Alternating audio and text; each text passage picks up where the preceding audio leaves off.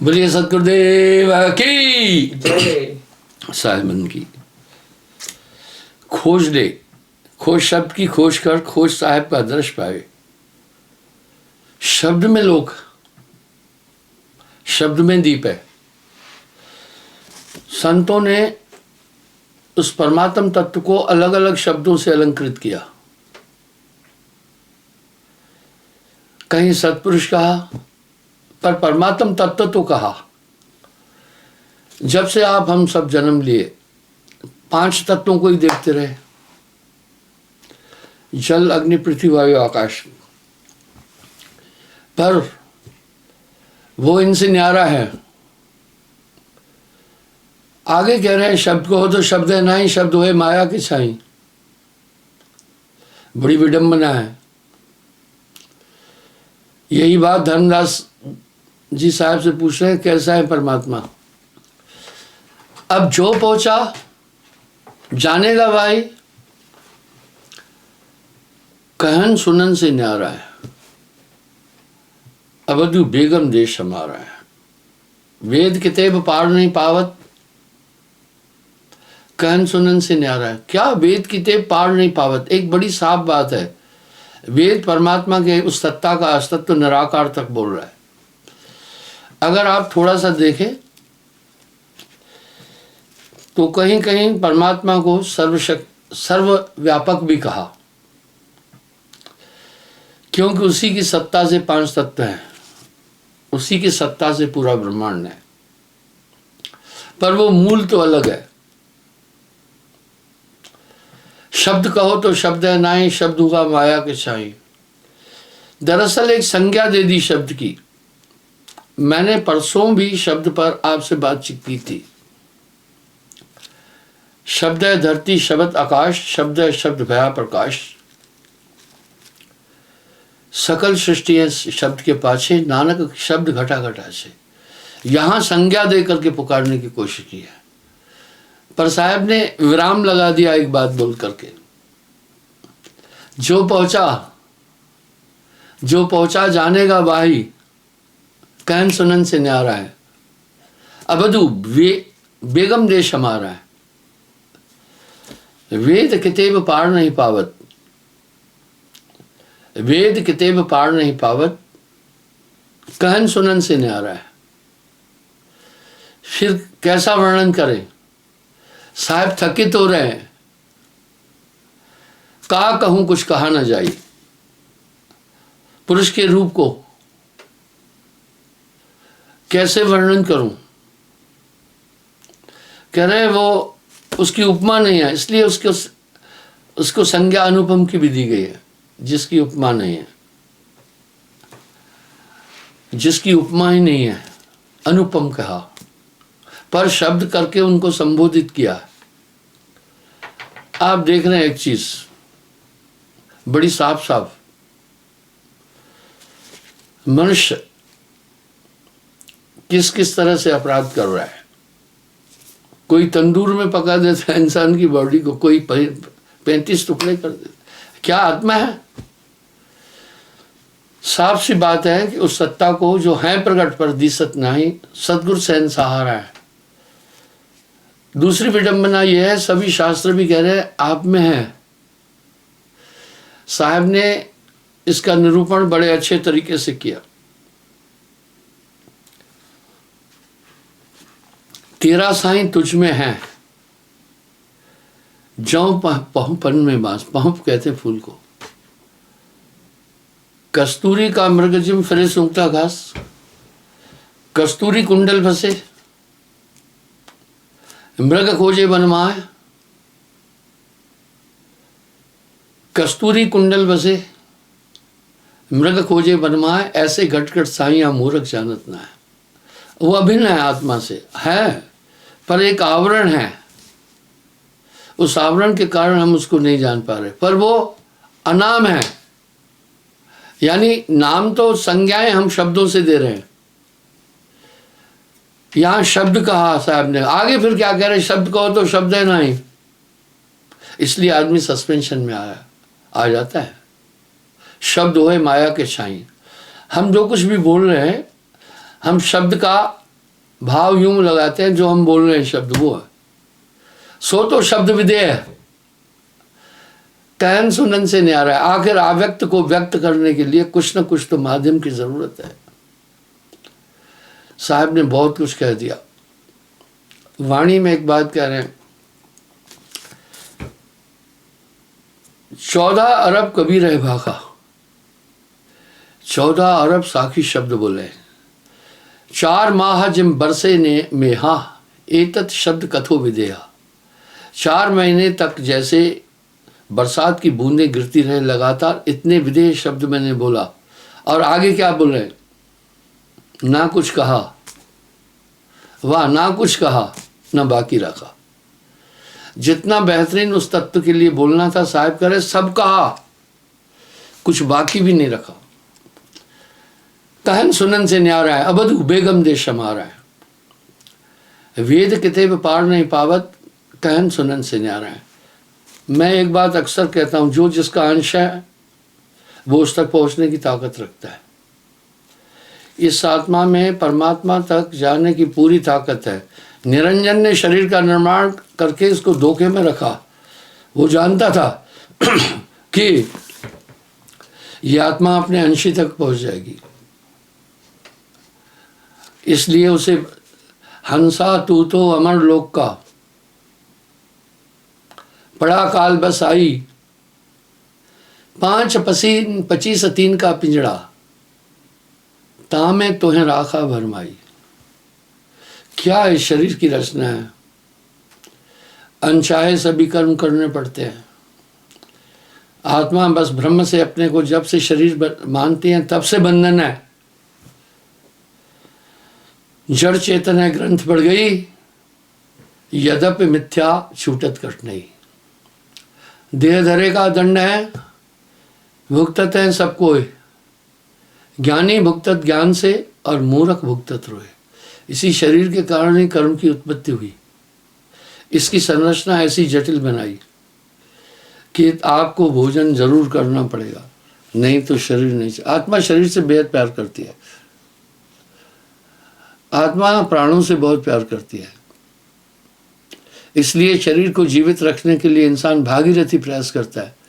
जो चोरियां कर रहे हैं उनका भी तो यही लक्ष्य है ना, कि जो धन प्राप्त हो जाए उससे मैं शरीर का पोषण करूं। जो शूटर्स हैं वो भी तो यही चाह रहे हैं ना, यानी देह धरे का दंड है, भुगतत है सबको है, ज्ञानी भुगतत ज्ञान से, मूर्ख भुगतत रहे। बस आत्मा इस एक अज्ञान में आ गई। जब से शरीर अपने को समझा तभी से पूरे बंधन है, तभी से पूरा अज्ञान है।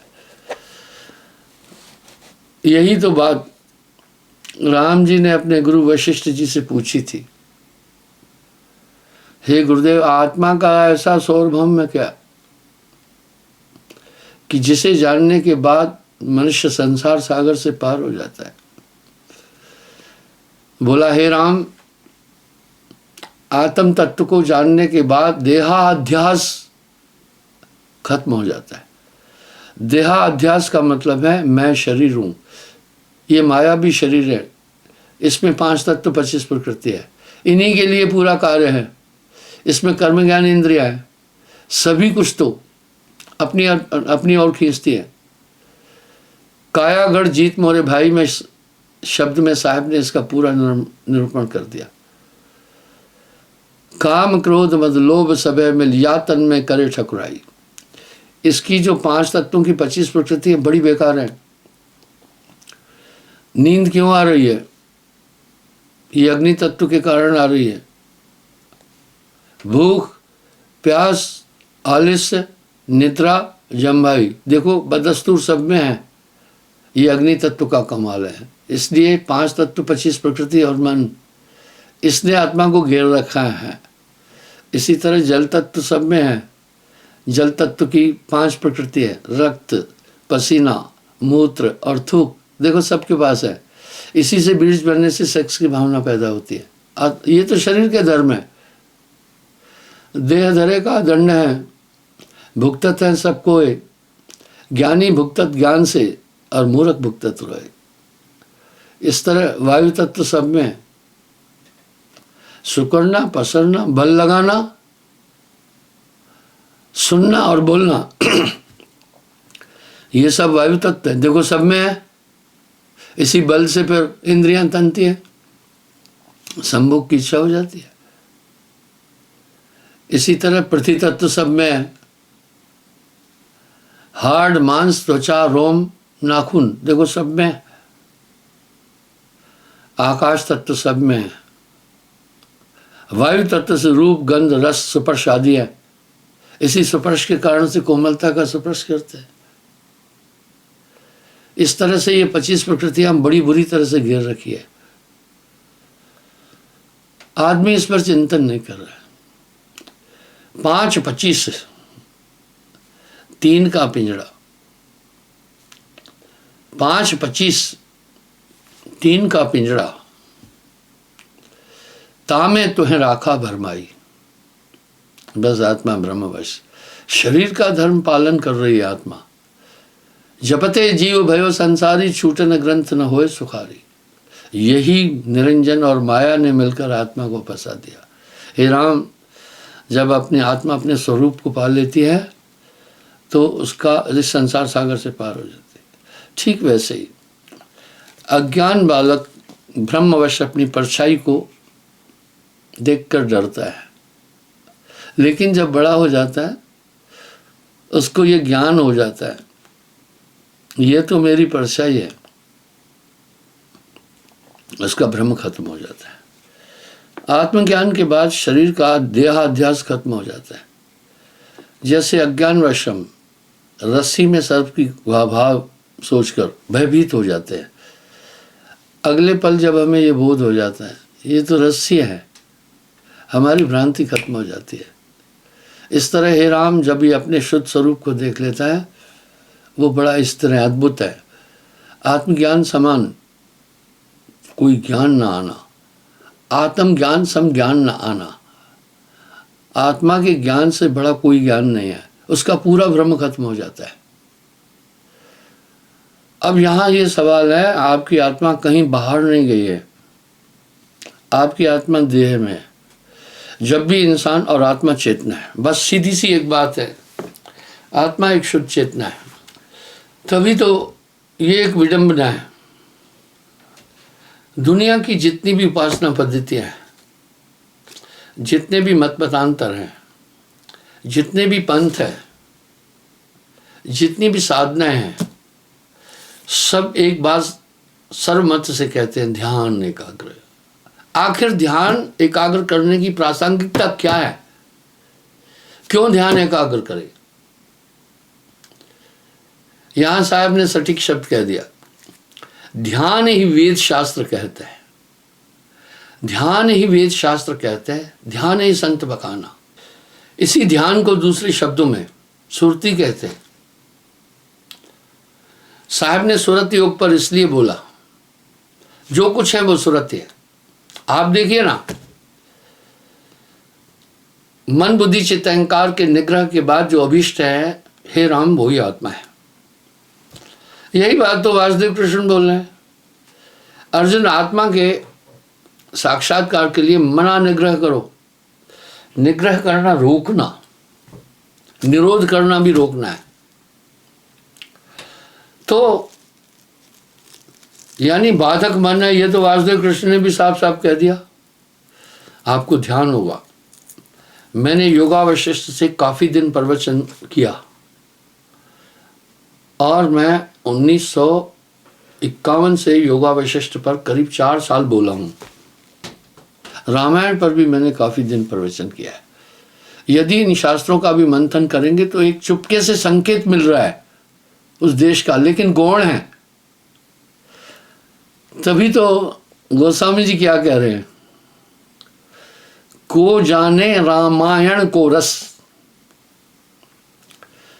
को जाने रामायण को रस, यह तो है संतन का सर्वस्व। को जाने रामायण को रस, ये तो है संतन को सर्वस्व। इसका मतलब है रामायण को संत समझ सकते हैं, सब नहीं जानेंगे। ये तो गोस्वामी जी कह रहे हैं। इसलिए गोस्वामी जी ने लपेट कर वो तथ्य रामायण के अंदर रख दिए हैं। उत्तरकांड में अगर आप घुसेंगे तो वहाँ ठीक ठीक ये सब चीज़ें आ जाती है। तो ध्यान ही वेद शास्त्र कहते हैं,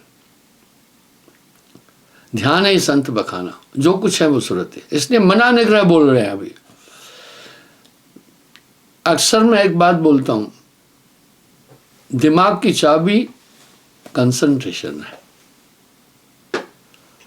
और कंसंट्रेशन को एकाग्र करने की चाबी सुमरण है। साहब के शब्द बड़े पारदर्शी हैं। सुमरण से सुख होता है, सुमरण से सुख होता है, सुमरण से दुख जाए। कहे कबीर सुमरण किए, साईं माय समाए। सुमरण की प्रासंगिकता क्या है? जब हम सुमरण करते हैं एकाग्र, और सुमरण कैसे कह रहे हैं आप समझिए, आप सुमरण समझ जाएंगे तो पूरा रहस्य समझ में आएगा। सुमरण कैसे करना, क्या बोल रहे हैं पता है? चंद और चकोर की रीत से ध्यान कर, नाम कर। अर्थात चकोर चंद्रमा से बहुत प्रेम करता है। जैसे जैसे पृथ्वी की गतियों से के कारण चंद्रमा ऊपर की तरफ लगने लगता है, वो अपना ध्यान, अपनी आंखें, अपना शीश उस तरफ ले जाता है, पॉइंट नहीं बदलता है। वो सोचता है अगर पोजीशन बदल दी तो इतने में चंद्रमा खो नहीं जाए, चंद्रमा खो नहीं जाए। घींच टूट भुई को धरे, चितवे बाही और। इसका क्या मतलब है? जब इस तरह पूरा कंसंट्रेट हो जाएंगे, इसका मतलब है, सीधी बात यह है कि जब आप इस तरह कंसंट्रेट हो जाएंगे तो मन की गतियां खत्म हो जाएगी और चिंतन खत्म हो जाएगा। इसी पॉइंट पर तो साहब ने शब्द क्या दिया, चिंता तो सतनाम की। भाई चिंता तो सतनाम की, और न चितवे दास, जो कछु चितवे नाम बिन वही काल की फांस। क्या बात है, कह रहे चिंता तो सतनाम की और न चितवे दास, जो कुछ चितवे नाम बिन वही काल की फांस। नाम के अलावा आपका जो भी चिंतन है वो सब मन है। आगे फिर क्या कह रहे हैं, क्या बात है, सुमरण की विधि कितनी सहज रूप से कह रहे हैं। सुमरण से मन लाइए जो गागर पनिहार, पनिहार कहते हैं पानी भरने वाली स्त्री। वो अपने सर पर घड़ा रखती है, साथ में सखियां जाती हैं दो चार जल भरने के लिए। हाले डोले सूरत में, कहे कबीर विचार, आपन रंग रचे सखियन संग सूरत घड़े पर रहे। आपस में बातचीत भी करती है, भूमि भी देख रही है, ठठा मश्करी भी करती जा रही है, सूरत घड़े पर है। अभी यहाँ फिर उस एक शब्द में साहब कह रहे हैं, सूरत रहे बिलगान। बिलगाने का मतलब अलग, किससे? दुनिया से। मन का हमला तो आपकी सूरत पर है, बस जो कुछ है सूरत है। वो सूरत को इधर से उधर भटकाता रहता है।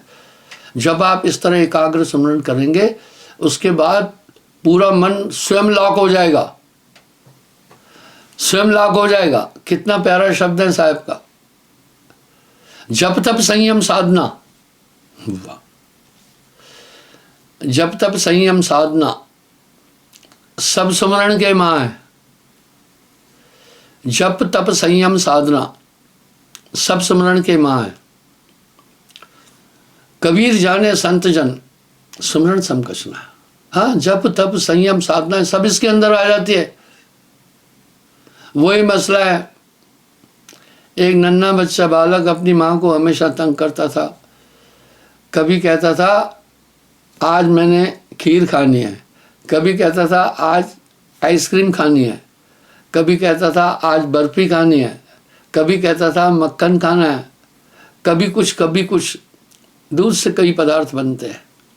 माँ उसकी प्रसन्नता के लिए लगी रहती थी। माँ की कोशिश रहती है, अपने बालक से उसकी अटैचमेंट है, उसकी हर डिमांड पूरी कर देती है। कभी कभी माँ को कहता है घोड़ा बन जाओ, वो बेचारी बन जाती है। ऐसे नारी घोड़ा बनने वाली नहीं है। उसके बाप ने कहा देख बेटे, तू अपनी माँ को बहुत परेशान कर रहा है। कभी कुछ बनाने के लिए बोलता है, कभी कुछ बनाने के लिए बोलता है। ये लगी रहती है, इन सब चीज़ों को बनाने में टाइम लगता है। तू दूध पी ली बस, सभी उसमें है, इसी में मक्खन, इसी में घी, इसी में आइसक्रीम, इसी में खोआ, इसी में सब कुछ है। तो साहब ने कितना सटीक शब्द कह दिया, जप तप संयम साधना, जप तप संयम साधना सब सुमरण के माँ है। कबीर जाने संत जन सुमरण सम कुछ ना है। क्या शब्द हैं साहब के, सच में। शून्य शिखर पर ब्याही गैया, संतन घृत खाया। कहत कबीर सुनो भाई साधो, छाछ जगत भरमाया। वो जो मूल चीज है वो संत ही ले रहे हैं, बाकी दुनिया तो छाछ क्या है, माया में इंद्रियों के स्वाद में लगे हुए हैं। मूल घी वो आत्म तत्व। इसलिए ये सुमरण की प्रासंगिकता साहब ने बहुत जोरदार कही है। जब आप सुमरण कर रहे हैं उस समय बाकी मन की गतिविधियां खुद ब खुद रुक जाएगी, ऑटोमेटिक रुक जाएगी। ऐसे मन आप निग्रह नहीं कर पाएंगे, कभी भी नहीं कर पाएंगे। इसलिए सुमरण को सहज साधना बोली है साहब ने। कितना प्यारा शब्द कह रहे हैं, जब तब संयम साधना सब सुमरण के माँ। फिर कैसे सुमरण करें मुझे किस जगह करें, एक चुटकुला याद आ जाता है। एक सज्जन ने मुझसे पूछा, गुरुजी जब हम टॉयलेट में जाते हैं, लेटरिन, वहां हम सुमरण कर सकते हैं? मैंने उसको ध्यान से देखा, पहले मैं उसको पढ़ा।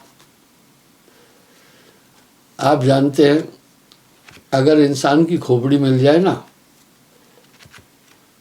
तो विज्ञान वाले आइडिया लगा लेते हैं उसके पूरे चेहरे का कि इसकी होगी, क्योंकि उसी खोपड़ी से ही तो फिर मस्तिष्क की बनावट है, ऊपर से तो मांस है, उसी से फिर मुंह की बनावट है, गालों की बनावट है, आंखों की बनावट है, नाक कैसा होगा ये बनावट है।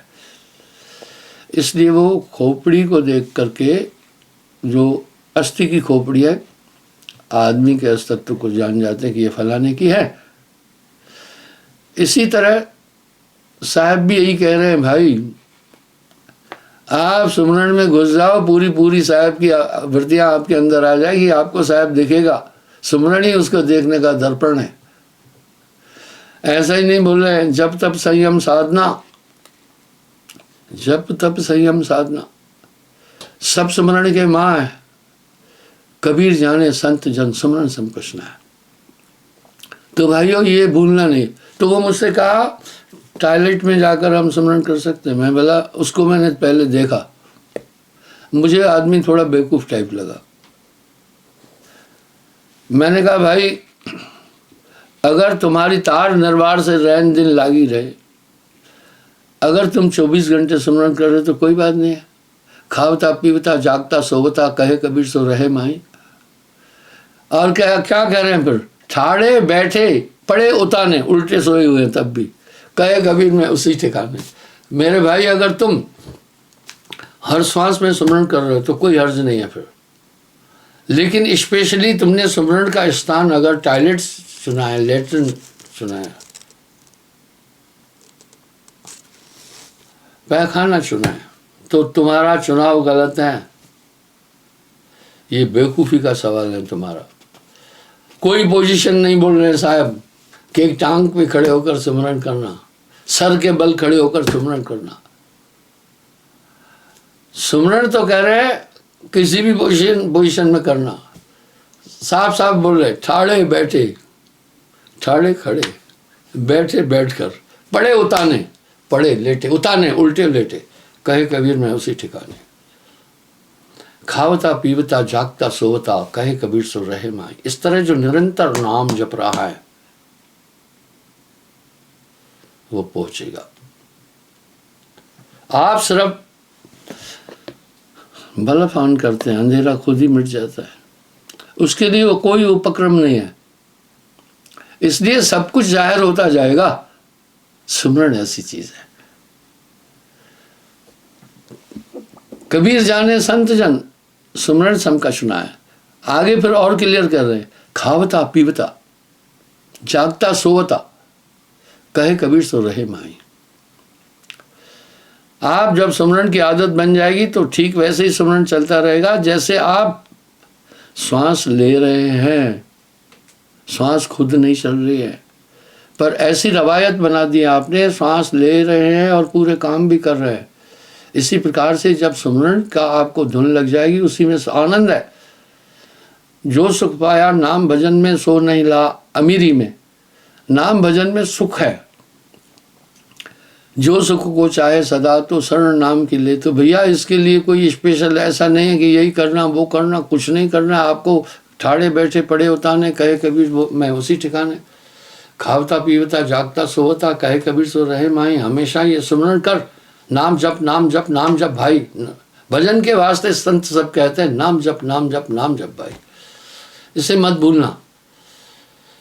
21,608 श्वास चलते हैं। श्वासा के नाम की एक प्रासंगिकता है। हमारे पूरे शरीर को श्वास चेतन करती हैं। अगर उस श्वास में नाम हुआ तो आप रोम रोम से 3.5 करोड़ रोआ हैं बॉडी में। जो श्वासा से स्मरण करते हैं, समझो 3.5 करोड़ रोम रोम भी जप रहे हैं। श्वास श्वास जो सुमरता वो एक दिन मिल लिया है। वाह साहब कह रहे हैं, कितनी तगड़ी पुष्टि है। और सुमरण सांसों सांस का जाने का कोई दास, नानक जो निश्चिंत भजे रूप राम तह जान, हरिजन हरि अंतर नहीं नानक साची मान। पांव और पलक की आरती कौन सी आरती, रैन दिन संत का है।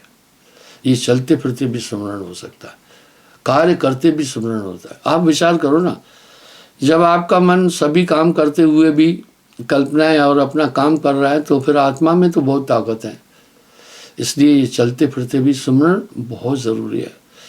मैं आप सबसे प्रार्थना करता हूँ, ध्यान में ज़रूर बैठना, बहुत ज़रूर बैठना। नाम ध्यान बल हंसा घर जाई, क्या रे काल तुम करो बड़ाई। आज मेरा प्रोग्राम उधमपुर है। मैं बस जस्ट अभी उधमपुर जा रहा हूँ। वहाँ 12:30 बजे से लेकर 2 बजे तक मेरा प्रोग्राम है। और एक टाइम था उधमपुर पहुँचने में, यहाँ से 4-4.5 घंटे लगते थे।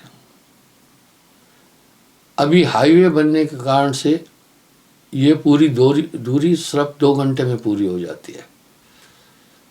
इसी तरह जब मैं अमृतसर जाता था तो अमृतसर जाने में मुझे 5 घंटे लगते थे। अभी अमृतसर में अपनी गाड़ी से 2.5 घंटे में पहुंचता हूँ। जलंधर और वो जाता था, मुझे एक रात वहाँ रुकनी पड़ती थी। अब जलंधर जाने में मात्र 2 घंटे लगते हैं मुझे। हाईवे बनने से बहुत लाभ है।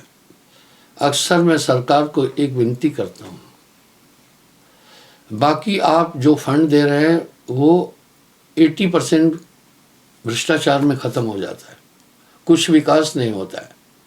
रांजड़ी में एक तालाब के लिए 13,25,000 रुपये गवर्नमेंट ने अलाउड किए।